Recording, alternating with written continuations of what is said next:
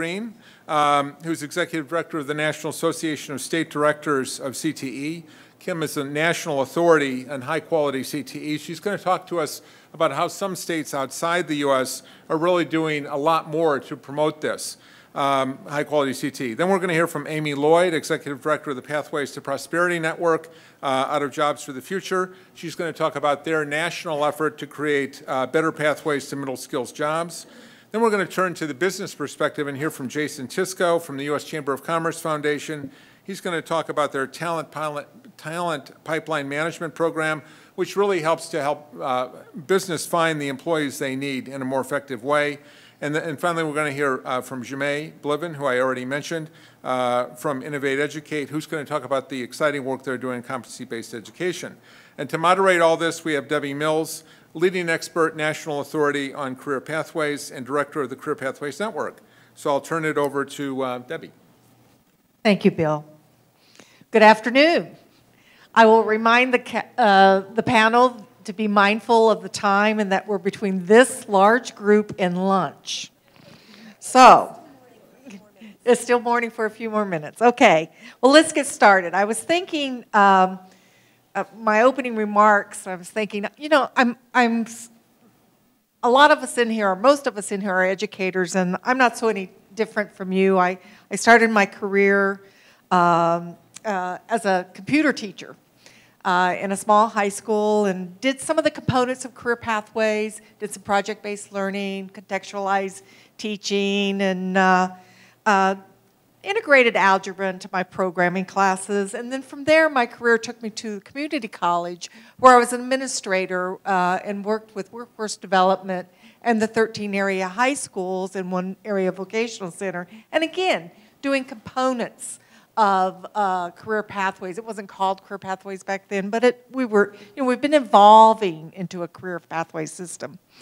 And we did some things really well. One of them was work-based learning. How I became the director of the National Career Pathways System is that we were cited by the U.S. Department of Education as the best youth apprenticeship site in the country.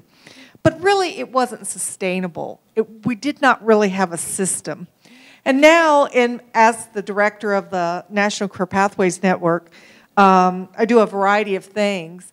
One of them is I'm a coach for the Department of Labor's Youth Career Connect projects that are out there. And one of the sites is here. There's Joe from Denver Public Schools is a YCC project site, and it's a promising practice in career pathways. So we'll watch that with renewed interest. But where we're trying to go is to become an effective system. The challenge in this session will be how can we create more effective pathways to economic independence? And I had the chance, when I wore the hat at Danville Area Community College, to visit Germany and visited Hamburg, Germany, specifically Gerlach Works, to learn from the apprenticeship system there and from the educational system. So I'd like to start across the pond and look at the world's best pathway system.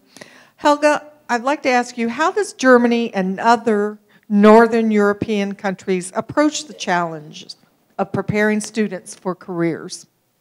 Yes, thank you for that question, and thanks for having me, and Bill, thank you for your introduction. Since this is about skills and education, I'd like to start with a question to the audience. Who has been to Germany in the audience? A large number of folks, and who's planning to go there, let's say in the next 12 months? Okay, just a few, so we need to get that up, right? So we'll work on that. Since we talk about skills, I've got a learning goal for you for today. We will add 2 German words to your vocabulary today, which are in line with the conference. And the 2 words are Meister, which is the German word for master, and the second one, which is more complicated, is the word Mittelstand. And Mittelstand is the name for medium-sized, mainly family-owned businesses in Germany, which are the core of the economy and key to what we're talking about. So when you go to Germany and your car breaks down or your plumbing at home doesn't work, you go to an independent contractor and you enter their premises and you see something normally there, a hugely framed certificate on the wall. and that is what's called a Meisterbrief. That is like a certificate saying that they're a master plumber, a master electrician, or you go to a bakery and it says master baker.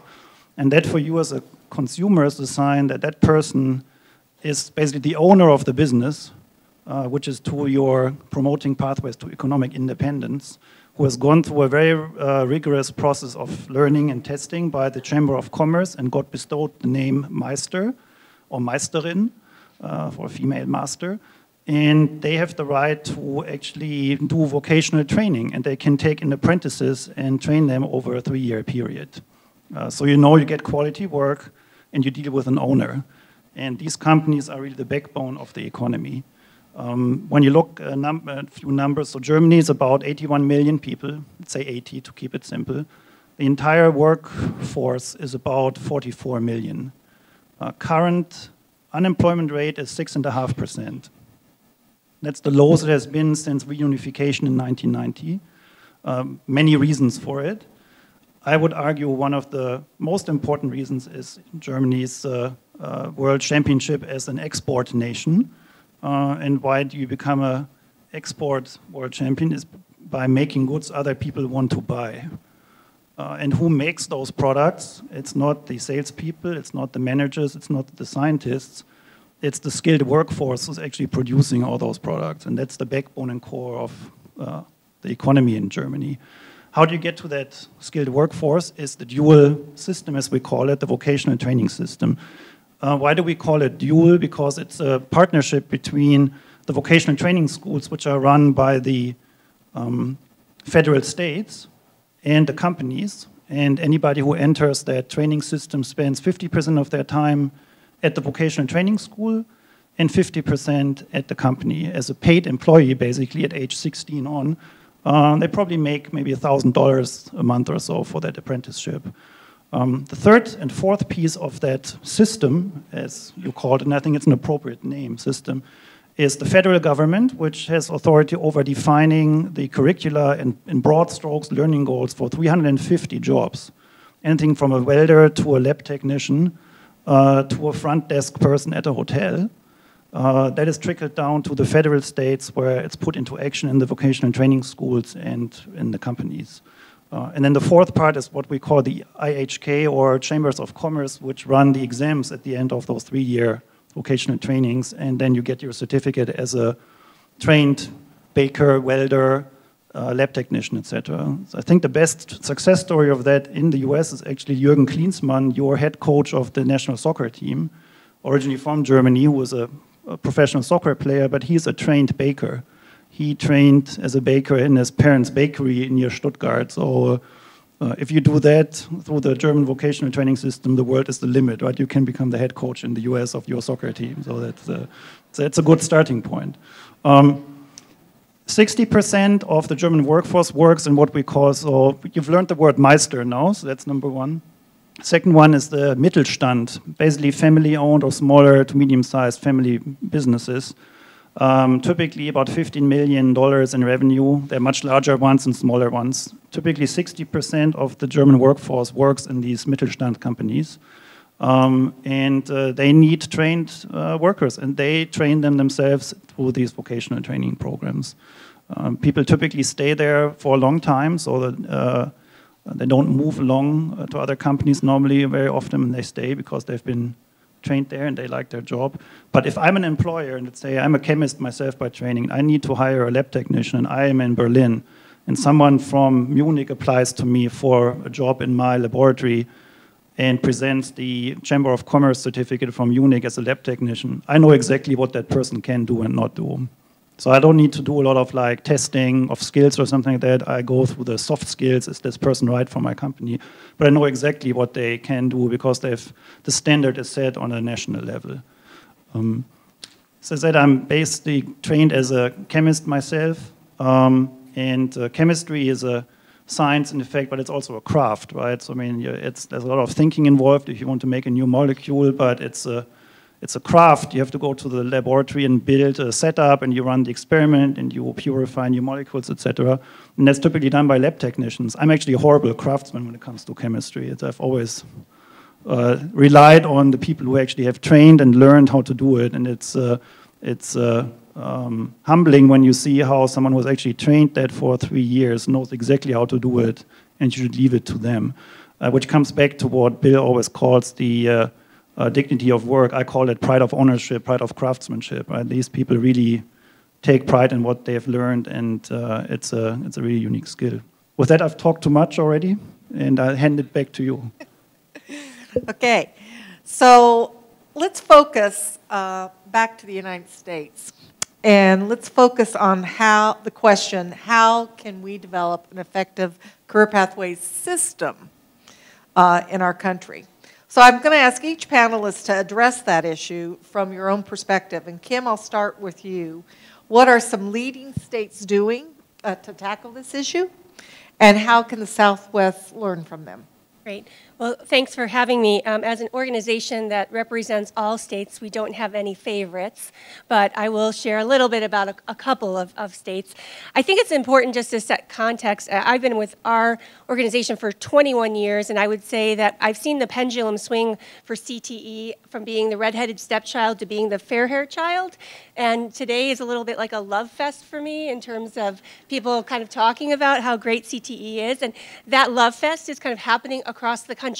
More than 50% of the governor's State of the States this year actually talked about CTE in terms of the importance of closing skills gaps, increasing student engagement, having kind of students align their talents with their career aspirations.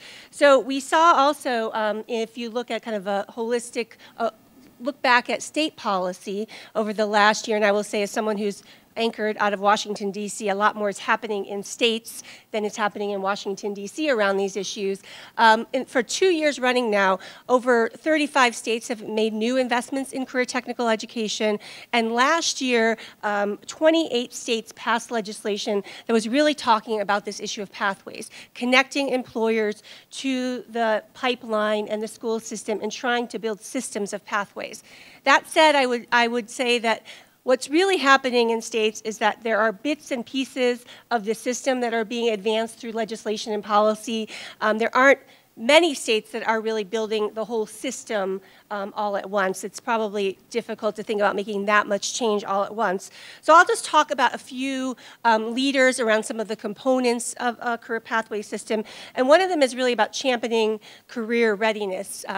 Several of the secretaries of education have talked about you treasure what you measure. And so having metrics of career readiness within state accountability systems is a really important component to building the system and making sure that this isn't just a fly-by-night kind of thing where we're focusing on talking about alternative pathways or skills gaps because the economy is now rebuilding itself, but that it's sustained for the long haul. So we've got states like Kentucky and Virginia and Ohio and Georgia that have different ways that they're approaching this, but they're all looking at ways of trying to build into their state accountability systems the value of career readiness. And for those of you in industry, you know that if having something on your report card and being able to show return on investment is going to be a critical part of making sure that we're in this for the long haul. And it's also really undergirding that the terminology that we say college and career readiness, which we really focused on the college part for many years, now we're valuing the career readiness part of this as well. A second component of the work that's happening is really around industry-recognized credentials. And I cringe a little bit when I hear people say we don't need degrees anymore, it's degree or industry-recognized credential. I think it really matters what industry you're in as to what kind of credential you need. And I would consider college degrees a type of credential, but the industry-recognized credentials is kind of all the rage in a lot of state legislatures right now. A number of states have incentivized student attainment of credentials, like Kansas. Florida has a very robust metric that they use to try to identify what are state-approved industry-recognized credentials. Louisiana is working with their employer community to identify aligned credentials with their high-demand sectors. So this is a space that I think we're seeing a lot of energy around. There's not a lot of quality control in this space. If you know about industry-recognized credentials, you know there are some that are an hour long, and there are others that take multiple years to achieve. And we don't really know consistently what the value, the signaling power of those credentials are. And so this issue around quality of credentials is something that we need to get a better handle on. And some states are trying to do that through the rubrics or engagement of employers that they've put in place. The other piece that I wanted to very quickly mention is that there's a lot of energy happening around these intersections between education, workforce development, and economic development. I think that's the crux of this career pathway system we're talking about. And the recently adopted, and this is one place Washington did act, the Workforce Investment, what's it, WIOA, we always call it WIOA, Workforce Innovation Opportunity Act, or the Department of Labor calls it the Opportunity Act, is an opportunity in every single state, the ones in this room and across the country, to have that conversation between those three communities: education, workforce development, and economic development. And if you don't have a seat at the table, you need to have a seat at the table in those conversations, because it's promoting the notion of sector partnerships, career pathway systems as an option. And so we need to kind of shift that to be something that becomes a central hallmark or foundation of this work. States like Colorado, Alabama, Louisiana are leaders in this work already. And I would just say, to round out my remarks, the work that's happening and the interest that's happening in CTE and career pathways is in part because of the conditions that we're facing related to the economy and our educational attainment, but it's also in part because of the data that we have to support this work. And when we start to look at graduation rates, remediation rates, connectivity to the labor market, students who are concentrators in CTE excel over every other student population. And so having that track record has really, I think, kind of accelerated the momentum and interest in this area, and why I think so many governors and legislatures are acting in this space. Kim, you mentioned the WIOA Act, which supports a lot of the work that comes out of the Department of Labor. In the new WIOA legislation, career pathways was mentioned, I think, something like 22 times. And for us on education side of the house, Perkins supports a lot of the work that we do in career and technical education, and it is all about career pathways. And once we get some new legislation, we're going to see even more emphasis. So what I'm trying to say is that the planets are starting to align about career pathways. One other thing before I leave you, Kim, I want to promote your website, because you have so many good resources for those out in the field, and that's careerclusters.org. Amy, I'm excited for you to tell us about Pathways to Prosperity initiative. I'm excited to tell you about Pathways to Prosperity. Thank you, Debbie. And I want to kind of second your nod to Kim in that the work of CTE is really core to career pathways. And I started my career my career in education as a high school math teacher, and then quickly realized that all teachers, core content or CTE, needed to be CTE teachers to a certain degree, that we are all collectively responsible for helping young people connect their learning in your classroom with their learning in the world. So all teachers should be CTE teachers. My name's Amy Lloyd. I'm the executive director of a national network of 12 states called the Pathways to Prosperity Network. It says on this slide that I work at Jobs for the Future in Boston, Massachusetts, and I want to have a parenthetical side note that my heart and my home is New Mexico. So it's great to be back in the Southwest. I have family all throughout the Southwest, and the work that you're doing in supporting your future generations is really key to me personally and professionally. So a quick note about Jobs for the Future. If you don't know JFF, we're a national nonprofit. We are headquartered in Boston. We have small offices in DC and in Oakland. And really our core mission is bridging research, policy, and practice to support many more young people to successfully enter college, ensure that adults and young people earn the post-secondary credentials that they need to be successful, and focus on how to help young people and adults advance in their careers and help promote both local, regional, state, and national economic prosperity. We're about 100 people strong. We're working across 42 states right now and about 250 different communities, depending on who's counting on which day. So I have the great fortune of having a wonderful bird's eye view across many states and many different career pathways initiatives.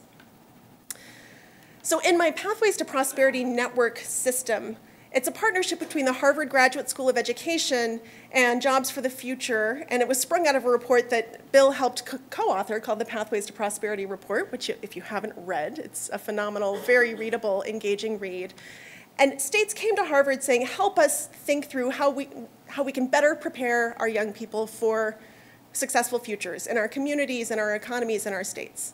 And so Harvard partnered with JFF, and we set out this ambitious goal that all young people, and I appreciate Paul Luna's comment earlier about Bob Putnam's new book, Our Kids. It's not career pathways for those kids. It's for all young people, because whether a student is getting a PhD or has sights to enter the workforce directly, all young people will eventually need a career. So we want all young people to complete high school. And our theory of action rests on accelerated strategies both for college and for workforce. So we want them to complete high school with at least 12 college credits and some work-based learning experience that connects what they're learning in the classroom, as I said, to the real world. We want young people to go on to attain a post-secondary credential, which, echoing what Kim said, that does not necessarily mean four-year degree. I think I've heard college said many times this morning, and then as an afterthought, oh, and then there's the two-year community college system too. When we say college, we tend to automatically associate with four-year and don't necessarily see the tremendous value add that our community college systems and technical colleges bring to our workforce and to our economies. I read a report released earlier this week that was a longitudinal study of four-year degree holders compared to two-year degree holders in technical fields. And even after 10 years, the two-year degree holders out-earned their BA counterparts in this particular study. So there's an economic imperative, and community colleges and technical colleges really do rise to the occasion in helping to meet our economy. And I read a report a few months ago that almost half of BA holders, four-year college holders, have some community college credit in their transcript history. So community colleges also serve as a really critical springboard to further education. So that's my plug for community colleges. So after completing a post-secondary credential, whether it's two-year, four-year, other industry-recognized certificates, whatever that may be, we want young people to be able to launch a career in a high-demand, high-growth, high-wage occupation. We know that far too many of our mid-20-year-olds are moving back home with their parents, are unemployed or underemployed, often in fields not of their field of study, and we want to close that disconnect. And we want young people to be able to advance in their careers and pursue further education as they see fit. So our network, as I mentioned, is 12 states, and it's a really exciting network because we work with really big states like California and really small states like Delaware. We work in rural communities, urban communities, politics all over the map, and find that career pathways really is a common campfire around which we can all sit, share our successes, share our challenges, and learn from one another. And as we work with states, we enter states through different doors at the state level and state agencies. Sometimes it's through state departments of ed, sometimes it's through departments of commerce and economic opportunity, which is how I met Jason in Illinois many years ago. And states select regions in which to begin this work where you more constructively think about how to align education, workforce, and economic development. But this isn't an add-on reform. Our education system is so crowded right now with a lot of different initiatives. We see our work as being a strategic assistance for states and regions to think through and improve the goals that they already have on their plates. This is our somewhat complicated swoopy arrow slide, which is our theory of action, but if you see on the far left, we envision education systems combining rigorous academics with career and technical education from secondary through post-secondary with acceleration strategies, as I mentioned before, of dual enrollment, integrated instruction, project-based learning, and work-based learning that lead to stackable and latticed credentials, that lead to associate's degrees, that lead to bachelor's degrees, and beyond, because the end game here is that we want to make sure that we have financially sustainable pathways that prepare young people to be the talented young professionals that we need to contribute to our economies. This is from the student perspective.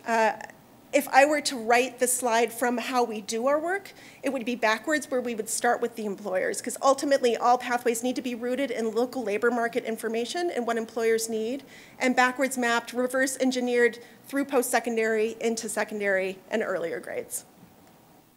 And then a quick note about how we do our work. These are our key Pathways implementation levers. And as you're meeting in your state teams, think about what you're doing in these spaces. So we're tackling this from looking at grades 9 through 14, high school through 2-year degree. We know it needs to start earlier in middle grades and even elementary school. We know it goes beyond, because especially in STEM fields, learning is lifelong. You never stop going to school.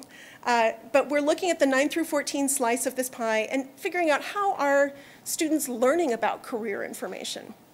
I want to pause here, and I have on this slide student and family self-determination. Excuse me. On the one hand, my core value that I hold dearest is rooted in tribal sovereignty, which is self-determination. And I apply that not only to tribal policies and practices and cultures, but also to students and individuals. And for too often, schools were deciding which students were college-bound and which students were career-bound.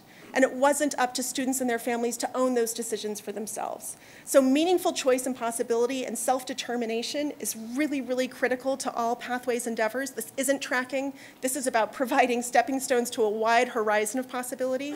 So how students receive information about careers is really critical. And even the most well-educated parents have no idea what's going on in the markets out there. I mean, we heard from industry professionals this morning. There's a lot happening we don't see unless we're in it.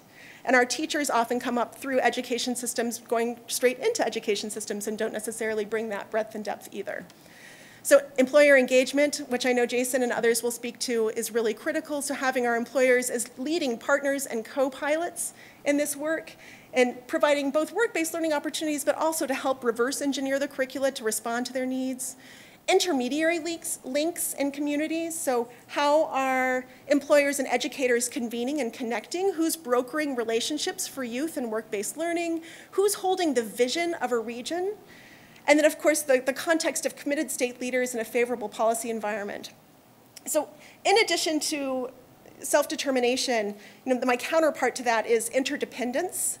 And I really believe in the power of communities, and our network is premised on regional partnerships being key to Pathway success. K-12 cannot carry this alone. Post-secondary cannot carry this alone. Our employers can't. We have to work together with all different cross-sector stakeholders in our communities and focus on equitable access to opportunity so that regardless of whether you're from a rural or urban place, whatever your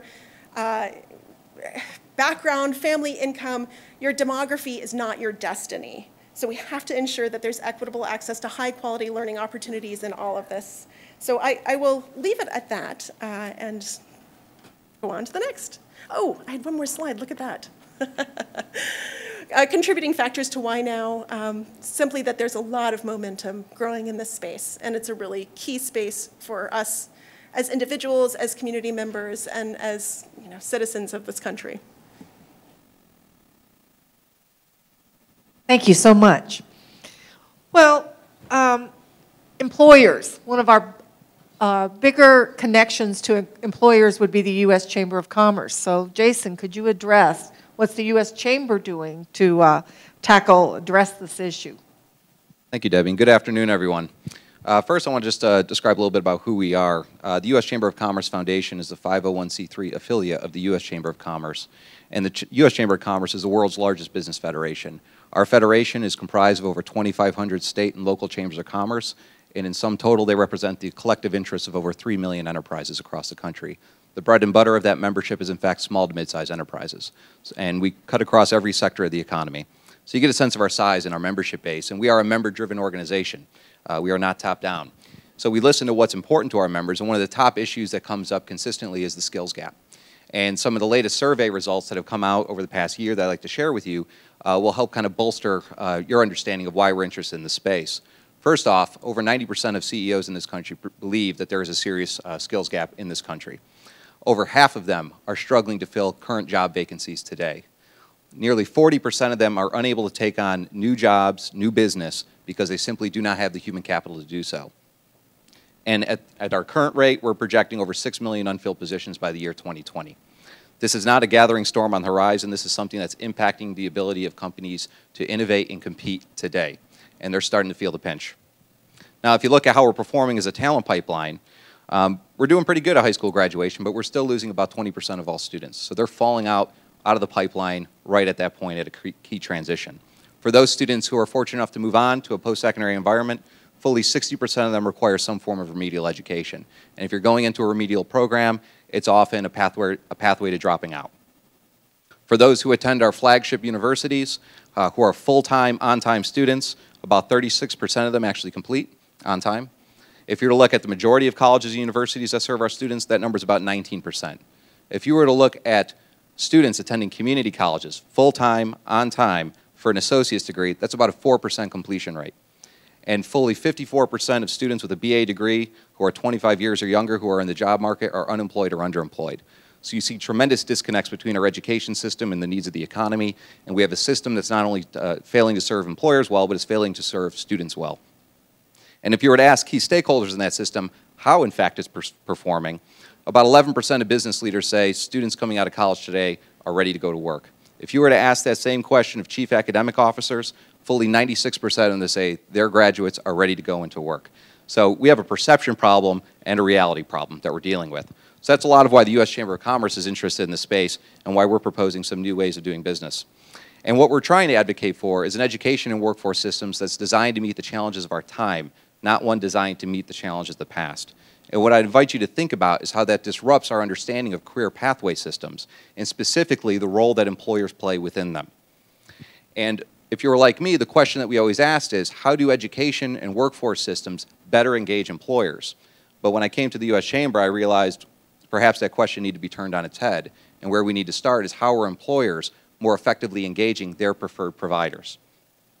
So we have partnered with USA Funds, who's the chief sponsor of this work, and as part of their completion with a purpose agenda, and we decided to take a look at the employer side of the equation, the demand side, and figure out how we might be able to define a new role that employers could play to support these career pathway systems. And what we looked at is how we could better leverage lessons learned from supply chain management and carry that over to the education and workforce space. And what we realized is that employers have been pioneering innovation and performance-driven partnerships in supply chain management for decades. And they've been dealing with the need to reduce lead times, to manage costs, to deal with market uncertainty, but they do it as a team. So think of it not as Ford versus Toyota, but Ford's supply chain versus Toyota's supply chain.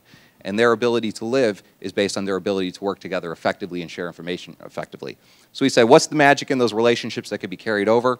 And just to cut to the chase, we extrapolated 3 principles. The first, employers must now play an expanded leadership role as end customers of talent supply chains and no longer as beneficiaries of these systems or merely as advisors.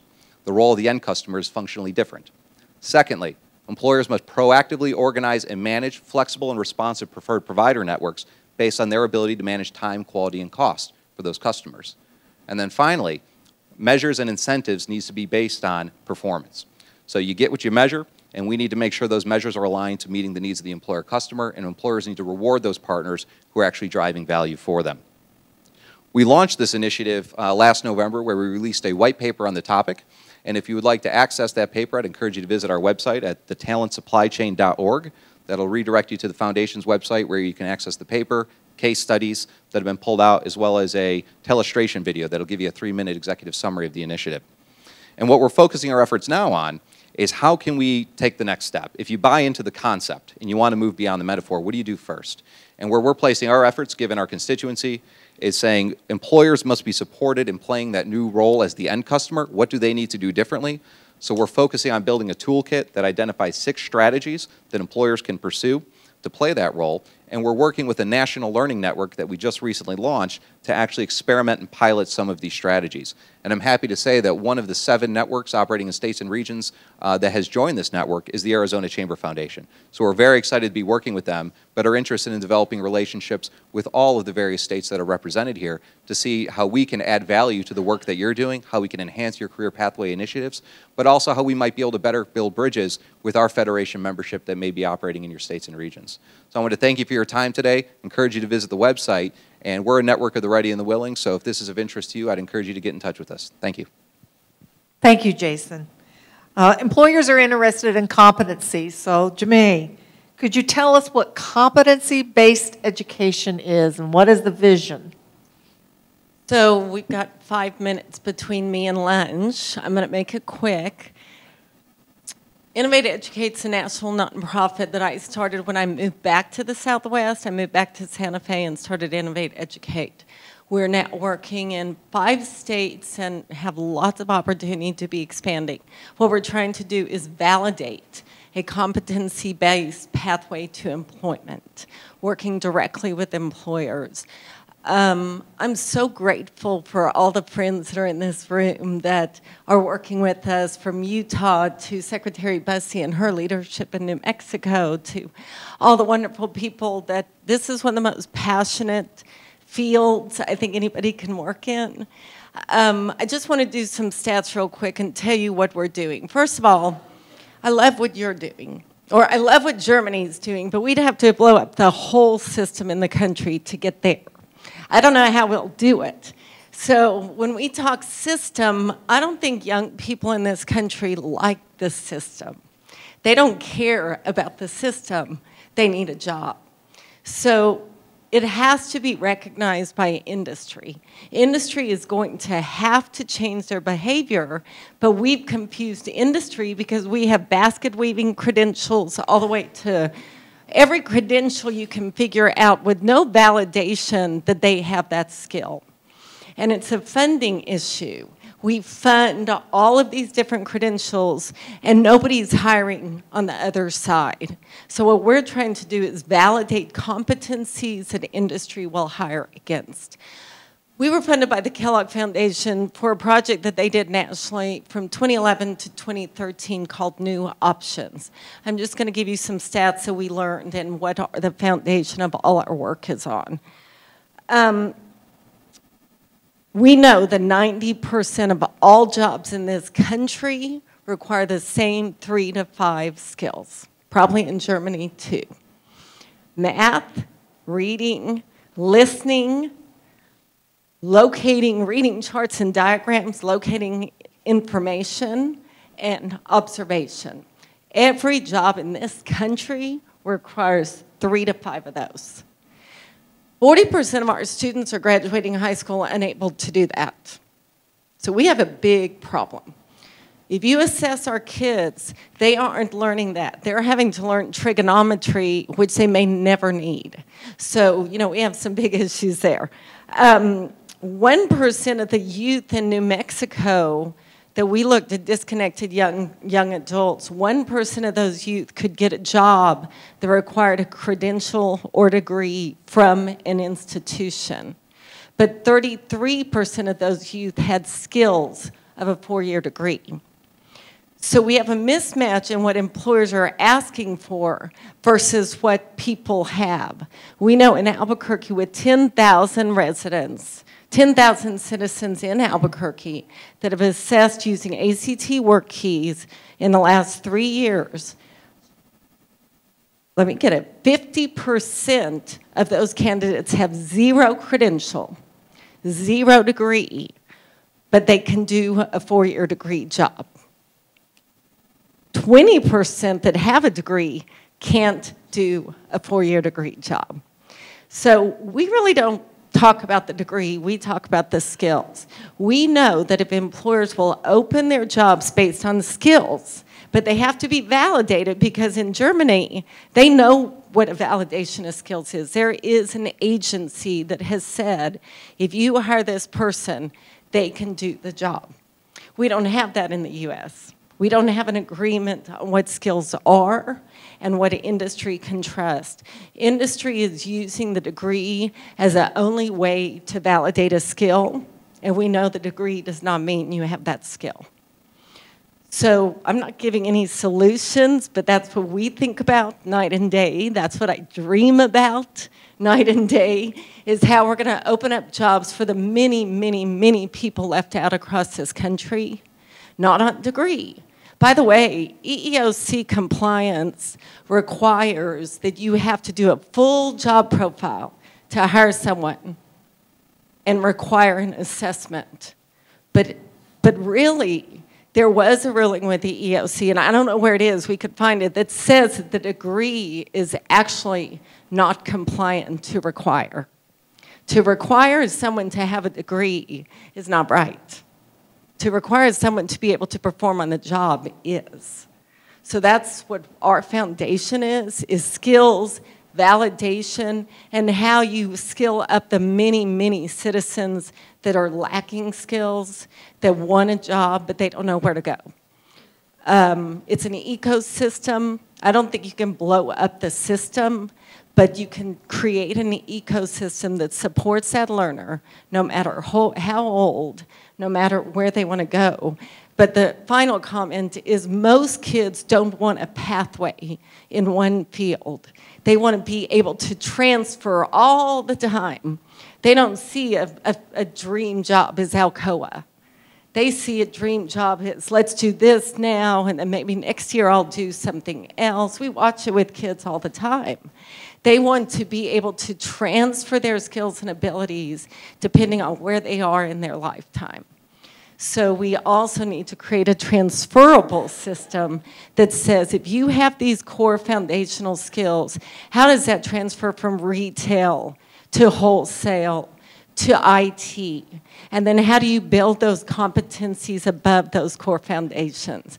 We're a long way from fixing this, and I hope that everybody will try to continue to think outside the box, because our kids, this next generation, they aren't thinking in the box. They're way outside the box, and we've got to figure out what that looks like. So I'm really thrilled that all of these great people are here, and thank you, Bill, for pulling it together. And would love to talk to anybody about the work we're doing at any point. Thank you. In closing, I would like to ask one or two of the panelists to respond to what are one or two things that states can do to create more effective system, pathway system, whether that is maybe a strategy for the Southwest to work together as a region to address these challenges, or maybe what can the U.S. learn from Germany's system and incorporate a best feature, or anything else that you wish to respond with. Let me say a few words to that. So naturally, you can't just transplant the German system to the US. It's not going to work. It's 100 years old. I just recently got an article from a friend titled "The Extent and Causes of the Recent Industrial Progress in Germany." When you read it, it talks about the educational system and the vocational system. It was written by a US scientific commission who visited Germany in 1907. So it's 100 years old, right? So you can't just transplant it. But I think the good news is, to your point, there are some nice examples now, especially in North Carolina, where a partnership between, for instance, Northern Piedmont Community College, the German-American industry there, and the Chamber of Commerce in Karlsruhe, they've created basically a mini version of the German system, where whoever graduates out of that gets a dual degree from the community college, from the Chamber of Commerce in Germany, and basically gets employed by those companies which do the same type of German system. I think that's a great example, and I can tell you more about that, and through Bill you can get information on it if you're interested. I think if we can create something like that in the Southwest as an example between we need a group of companies for it, and we need a group of community colleges which say we'd like to do that, and then that can be a starting point. But the system in itself cannot be replicated as a system-wide system. I think it would be futile, but in examples we can actually do it. And that was with Charlotte Works, and WorkKeys was the foundation of that whole model. Siemens hired, but that was with Charlotte Works and Central Piedmont College. Anyone else want to say a few words before we close? You have 30 seconds. I'd love to jump in very quickly. 30 seconds. Cross-sector partnerships at the state level, so building connections across K-12, higher ed, labor and workforce, economic development, state chambers of commerce, governor's offices, state legislatures. Everybody needs to have skin in this game at the state level and provide the funding support, infrastructure, capacity building to regions to build out similar cross-sector partnerships. So states have a key role in setting the stage for this. Ultimately, it's place-based, and regions need to own and drive it with those same cross-sector partnerships in place. Jason or Kim, any parting words? Yeah, just one piece of advice I'd put out there is really think about how to enable and empower economic development and commerce groups to play a more functional role in organizing the employer community. If human capital is a driver of competitive advantage, who are the entities best positioned to have that conversation with the business community? That's not necessarily labor or education, but it's those folks that are looking at how to expand and grow business and how to innovate business. So it's not just, don't fall into the talking point of saying it's all about alignment, they need a seat at the table. If they're just one seat at the table, that's not good enough. We need to rethink their role, what they do, and what purpose they play in these systems, and they need to be enabled and empowered to carry out that function. So just don't assume it's plug and play. If they show up, it's going to be all dandy. We need to think, what is the role of these organizations? Who are the assets in our community? Is it a chamber of commerce? Is it an economic development corporation? Is it a commerce agency? But think about that role and how it needs to be something different and what the value proposition is to the employer community if they are activated. Kim, last but not least. I would just say, I think there's a lot of good stuff happening around the country, and some of it's at a state scale, some of it's at a regional level, some of it's at a local level, and so don't feel like you have to go this alone, but find out what else is happening out there. I would just say, I mean, we've done on our website a collection of all the state policies that have passed for the last 2 years around this work. There are many just on this panel that have collections of best practices. So spend the time to learn from others, which I think you'll be able to do here in your work, and don't feel like you have to kind of plow new ground necessarily. I think we need to scale up some of the great work that's happening around the country. I would agree with that, Kim. In closing, I would like to say use the KISS method. You know what that means, right?